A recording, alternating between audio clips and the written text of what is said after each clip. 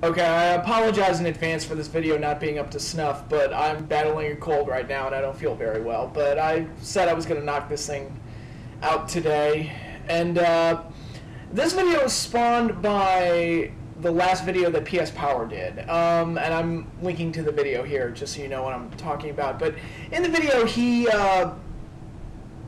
says that he believes and he argues that in his mind, Shawn Michaels is not Mr. WrestleMania. And I thought that was interesting. I thought that he was willing to kind of argue that point and challenge something that the WWE has been saying pretty much nonstop since, what, 2004, 2005, claiming that Shawn Michaels is Mr. WrestleMania. And it got me thinking, well, how do you define somebody as Mr. WrestleMania? And I think that's an interesting discussion. How do you, like, put that label on somebody? And if you look at Shawn Michaels' matches at WrestleMania, you have to assume that he's getting the label of Mr. WrestleMania based entirely off his body of work. It's pretty much agreed upon that Shawn Michaels has the best 4- and 5-star matches. Of course, I don't use star ratings, but you know what I mean. He has the most 4- or 5-star matches in WrestleMania history, and that's enough to make him Mr. WrestleMania. His body of work is really, really, really high caliber. And that's certainly one way to look at it if you're looking at Mr. WrestleMania. It's like, all right, who has the best matches? Who has the most technically sound matches? Who's the best performer in WrestleMania history? And if you look at it that way, I think you do have to pretty much give it to Shawn Michaels. I mean, the ladder match at 10 was one of the best in the early years, no doubt. One of the most influential matches of all time. The Iron Man match with Brett was a technical showcase. The match with Austin at WrestleMania 14 was one of the biggest main events in WrestleMania history, no doubt. Then pretty much ever since he came back in 2002, his first WrestleMania back was in 03 at 19. Match with Jericho, the 3-way 20. Match with Angle, 21. Match with Flair at 24. And the 2 matches with Taker. I mean, he just has a history of a long string of great matches at WrestleMania. And that was enough to kind of give him the label of Mr. WrestleMania in that aspect. But there are other ways to look at it, I think. I don't think it's as cut and dry as that. It's like, oh, well, he has the best matches, so he's Mr. WrestleMania. And you can certainly look at it that way if you want, but I think there are other ways to kind of examine that.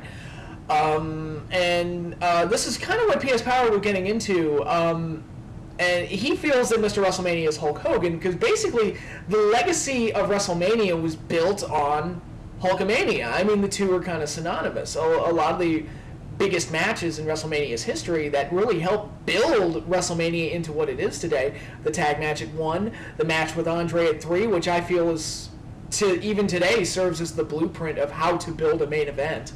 I mean, that you can't ask for a better build-up and a better setup than that match. The match with Savage at 5, the match with Warrior at 6, which to me, again, is one of those blueprint matches. It's one of those matches, all right, how do you do a face versus face match? Look at WrestleMania 6, and they did a pretty damn good job of it.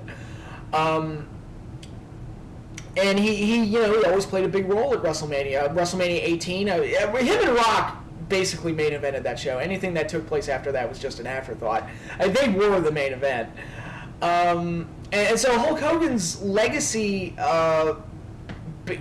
basically helped define WrestleMania, what it means to have a WrestleMania moment and what it means to have a WrestleMania caliber main event.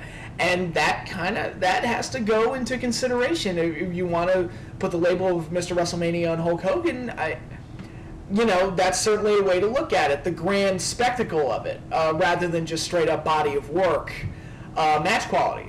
And, going back to the early WrestleManias, I mean, that debate could have been applied to Hogan and Savage. You look at the first 9 or 10 WrestleManias, and you say, okay, who is Mr. WrestleMania out of that first 10 years? Is it Hogan, who was in all the main events and had all the big matches and the big storylines and big moments? Or is it Randy Savage, who typically had the best match at the early WrestleManias, even if he wasn't in the main event? I don't know. Again, it depends on how you look at it. I don't think anybody looks at Shawn Michaels as being the guy that helped build WrestleMania into the big thing it is today. I think him and Brett are kind of remembered as the guys that kept the ship afloat during the dark years. I think that's kind of their staple on it, is that they were around during the really bad ones, like 11 and 12. I mean, they basically carried Mania 12. I mean, without them, that show's nothing. 13, piece of shit, except for the Bret Hart match, and Shawn wasn't even on it because he, lost his smile. But, and that's kind of where their placement is in WrestleMania's history, in that they were the ones that kind of, they carried the ball when things were bad, but they weren't like they didn't have like the grand spectacle or the grand moments of it like Hogan did in the earlier years. And another way, if you want to just completely abandon both of those, another way to look at it is entirely from a kayfabe standpoint, like within the storyline, within the confines of the fictional universe being created. Because I have to admit, it's kind of absurd to me that so many wrestlers within the show talk about stealing the show and having a great match. I remember when Mick Foley and Ric Flair had their feud in '06, Mick Foley cut some promo talking about how he was going to have a bad match with Ric Flair. And I'm like, okay, I understand what he's saying, but you're breaking character when you say that, because within the storyline that makes no sense. Within the storyline, and the fictional universe being created is a sports league. This is a fictional sports league, so having a bad match, to me, would mean is like, oh, so you're going to lose? Because that would be a bad match to a competitor, to this character that is competing in an athletic contest. That's a bad match. It's not about when you're a character in a storyline. It's not about star ratings or stealing the show or the highlight reel or anything like that. It should be about winning. You should be happy winning in 2 minutes. That should be the more preferable situation. You have to make me believe that. You have to make me believe you want to win, rather than going out there and trying to steal the show. And Triple H touched up on that this past year with WrestleMania. He's like, look, I'm not like Shawn. I'm not out to, live for the highlight reel. I just want to fucking win. That's all, and that to me makes more sense. If you look at Shawn Michaels' history at WrestleMania, his record sucks.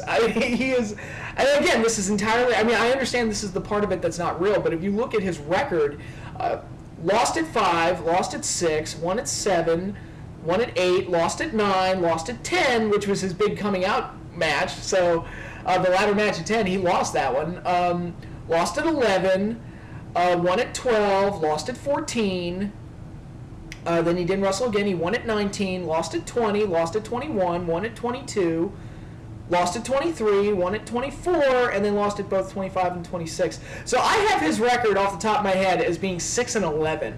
That's pretty shitty, actually. I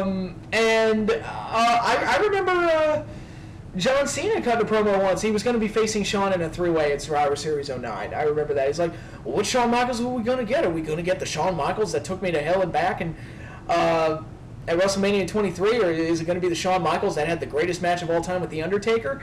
It's like, is it going to be that Shawn Michaels? I'm like, well, in your case, you should hope so, because he lost those matches. I know that's a really cynical way to look at it, but it's like, oh, is it going to be that Shawn Michaels? Oh, the guy that lost? Okay. I was like, I'd want to face that guy, sure.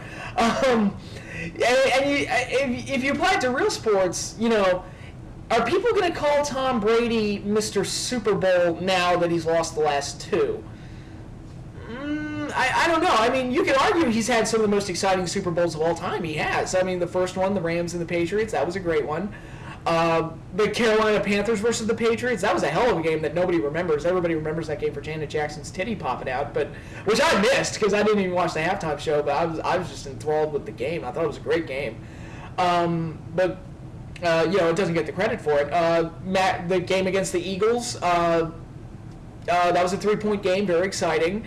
And then the two games with the Giants were both close, nail-biting, exciting games. And the one at 42, I think, is one of the biggest Super Bowls of all time, maybe the biggest.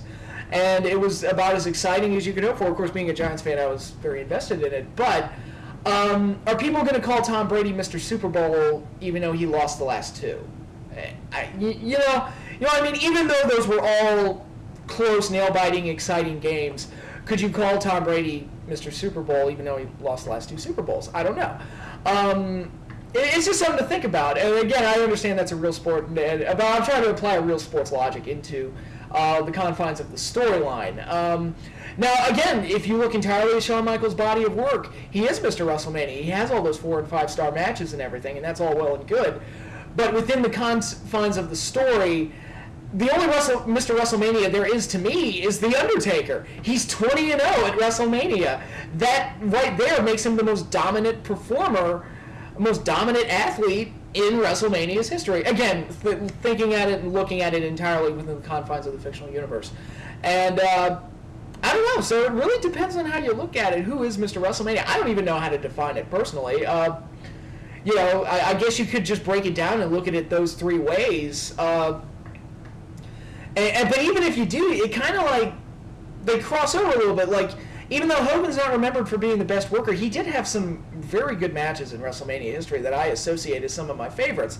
Match with Warrior definitely comes to mind. His match with The Rock, his match with Savage, matches like that. So he did have great matches at WrestleMania in addition to having the big main events as well.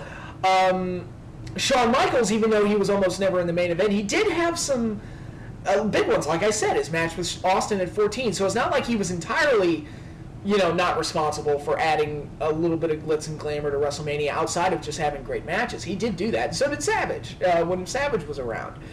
And The Undertaker, you know, wasn't just winning matches either. He did main event a few. He did win his world titles, and he also had some great matches. So it's really, so even when I try to break it down and define it in different ways, they all kind of cross over. So, I mean, really, it's really up to you and how you decide. I'm still not even sure how I feel about it. I just thought it was interesting. And I don't, I'm just asking people to not accept whatever they're told by, whether it be by the WWE or by, you know, the media or by whatever wrestling company out there. You can challenge those a little bit if you want to, or even think a little harder about it outside of just being told something and accepting it. And I'm glad that PS Power brought that up, even if I don't entirely agree with what he said. I think it's a very interesting discussion, and I just wanted to add to it a little bit. But that's all I have for now. I'm probably going to preview Bound for Glory sometime later this week. I've got a lot to say about that, so I'll get there when I get there. But until then, peace out, everybody, and hopefully, if you're as sick as I am, you feel better, and hopefully I sound a little bit better in my next video.